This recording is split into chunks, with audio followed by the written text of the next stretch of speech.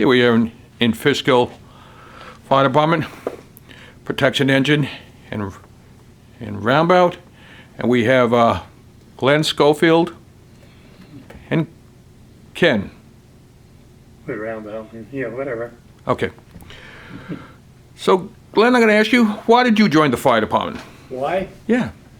It was just something that I've always, as a young kid, I would come up here and hang around when I was about 13 or so, and come in with a couple of other fellows and help them wax the engine at the time. And we had two engines. Had a Mac, 37 Mac, I believe it was, and a 53 GMC. And from there on, it's always been my love for the fire department. Ken? Okay, with my dad started off with a protection engine, and that's when the firehouse was located on Robinson Street. He was lieutenant at that time. Like Glenn said, we had the baby Mac. At that time, I was 4 or 5 years of age. They had to use the driveway to back into the station, and at that time, I always got on the jump seat, and that was a big deal when you're 5, 6 at that age. So from there it grew, naturally. Eventually my brother, who was 4 years older, he joined, and I couldn't wait to be 18 so I could join at that time. So yeah, it's been a love of the family. So you're second generation firefighters? Yes. And what year did your dad join? I don't know. I can't tell you. How old is Pico? Pico is pretty old, right? What, 200 years? Yeah, I think there's a sign, something, 18 something, that when that was, established. 1821? That sound right? Could be. Wow, I remember your 175th celebration. We had the big county parade here. That was totally awesome.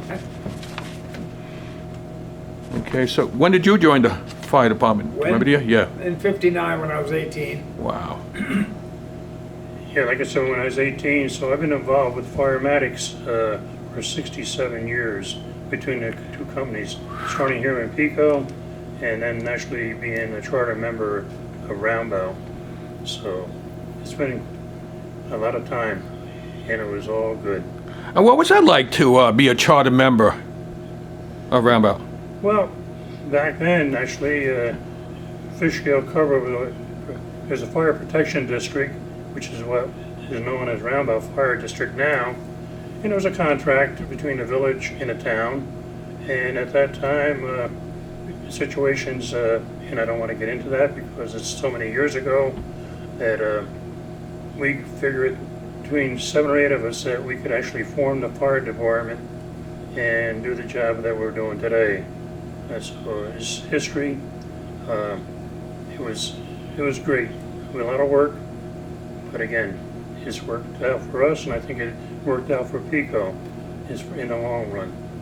Amazing, amazing. Ken, what was the most unique experience you had as a member? Well, we had a couple of pretty decent, big fires. One was a tire store on Main Street that burnt for about 2 days due to the fact of all the tires that were in there. They had to bring in an excavator and so that they could extinguish it. And the other was it was a nightclub up on Route 52 called Racine Manor, and that caught fire one night during a thunder and lightning storm, and that was pretty much an all-nighter there. And then the following day, we had a structure fire on one of the side streets, and Ken and I were the only two that showed up to begin with. And at that time, I drove and he rode, and he pulled the booster line off and went up and knocked the fire down on the second floor. And by that time, some other people showed up, and those are, 2 or 3 of the things that I remember. There's been many, many other ones since then, but just to think of it all right now. When you look at the pictures up here, you know, we were all involved in some of this. How about you, Ken? Well, I want to go back if you don't mind. Go ahead. And I joined this building here. It was built in 1940, early 40s and what have you. But back in my day, you didn't have the alarm system we have today naturally. Back then, a call came in, it would go to the troopers barracks. The troopers barracks would call up here. And as soon as you come in the door, you answered the phone, found out where the fire was, wrote it on the board, and the apparatus would take off, and any other members would show up. They would have to come into the firehouse, check the board, and see where it is. But back in my time, believe it or not, you didn't have shopping centers, you didn't have everything. Back in our day, if there was a fire at nighttime, usually you seen the glow because there was no lights or what have you. It was so pitch black and what have you. So you knew you had the worker back then. In my time, the Baby Mac had 125 gallons of water on it, I believe. It had Indian tanks for summer. We had a Matty Dale put on, made out of wood for the 1.5 inches at that time. So I guess between the fires that he mentioned, we also had Gertie Hart's, we had Nick Penny's, we had the Grand Union on Main Street here. We had a lot of big fires back in our day. But again, nobody had water to speak of. 500 gallons of water was on the 53 GMC, I believe, 125 on the Mac. Our neighbors, Lenham, mutual aid companies, nobody had the tankers that you have today, 2,000, 2,400 gallons of water, and what have you. So everything, if you were in a hydrant district, we did pretty well. If you were out of the hydrant district, everything had to be tanked in, and manpower, time-wise. And we did have the manpower back in our day. People worked locally. How can I put it, compared to today? Now, a husband and wife's got to have 2 jobs and what have you to make a go of it. So, over the years, the things I have seen and where we are today, it's just unbelievable. It's amazing, amazing. Glenn, what was the most serious incident you participated in? We had a couple of accidents that we had to extricate people out of a car right at that time before Rombout. It was right at on Route 9 between at the Houstonville border, and I believe it was 6 people at that time who died in that car, you know, and it was quite an experience getting those people out. How about you? Well, mine actually, and I got to go back because of my son being involved with the fire department. He was a volunteer here, and we had a fire on Moose Farm, I remember, and I was officer in charge, and maybe I wasn't at that time, maybe I was an ex-chief. But again, regardless, I was there. Kevin went in one door, and we went looking for him, and they couldn't locate him. And what happened back in those days, it wasn't like it is today where your accountability and what have you, who goes in, and back then he went out another door and nobody's seen that. So I was a little bit scared that something really bad happened at that time frame. But other than that, I can't think of anything. Okay, Glenn, what is the biggest difference you have seen in the fire department from when you joined until today? The biggest Change or difference you've seen? well, the equipment. We started out with 6 pair of boots, and Ken will verify all this. 6 pair of boots, 6 raincoats without a liner or anything, just plain rubber, and helmets, which were Cairns, the same style we have today. I think we even carried a couple of civil defense helmets on the engine. The equipment of today is not cheap, and it's needed. The equipment, as far as the apparatus, altogether changed from back when we were first involved in the fire department. Yeah, and I just go back with Glenn. The thing that happened was, like he said, they're strictly raincoats made out of rubber gloves with no lining. The boots were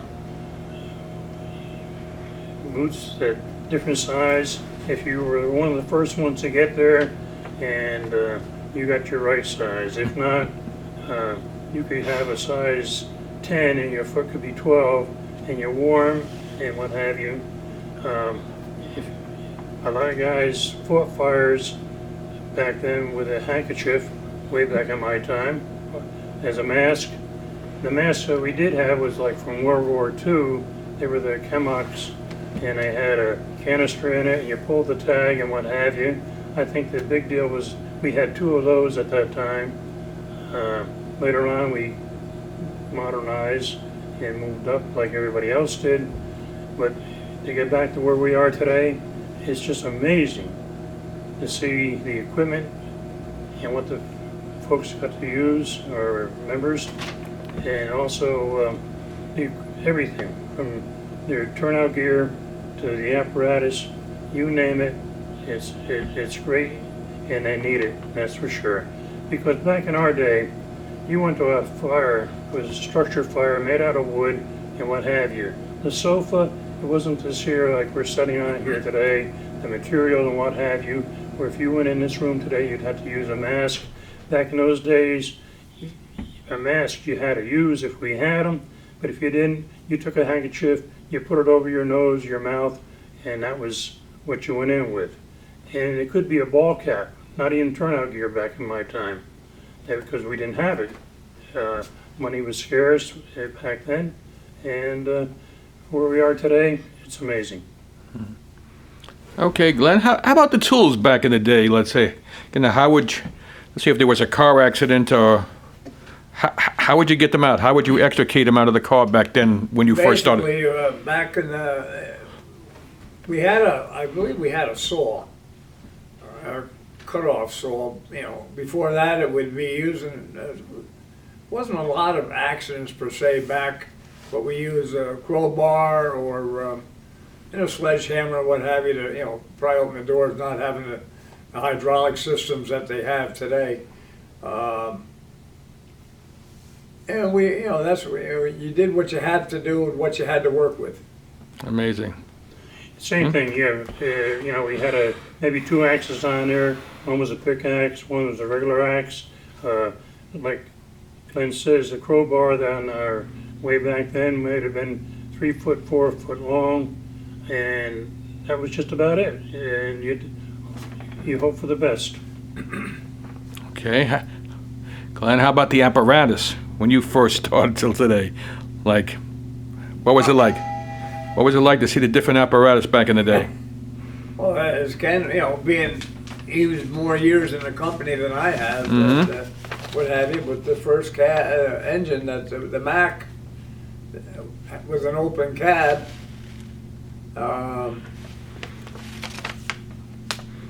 They had a sheepskin coat sitting on the driver's seat, so the driver could put a sheepskin coat on. And he traveled to the alarms. It had a 500-gallon pump on it, and I think Ken said 125 gallons of water or something like that. And the GMC naturally was a closed cab, so that was, but you did, like I say, you had to do with the best you had. The money was tight, and we've been very fortunate that the taxes have come up to the point where if you go downstairs and see the apparatus today, you just shake your head and say, how did we do it in the past? Did you guys ever ride on the tailboard of the truck back in the day? Yeah. That was the only place you had to ride. Yeah. It was either up on a hose bed. It was many times, like Lynn just said, it was an open cab. It was bucket seats to begin with. All you had was a windshield in front of you, everything else was wide open. Yeah.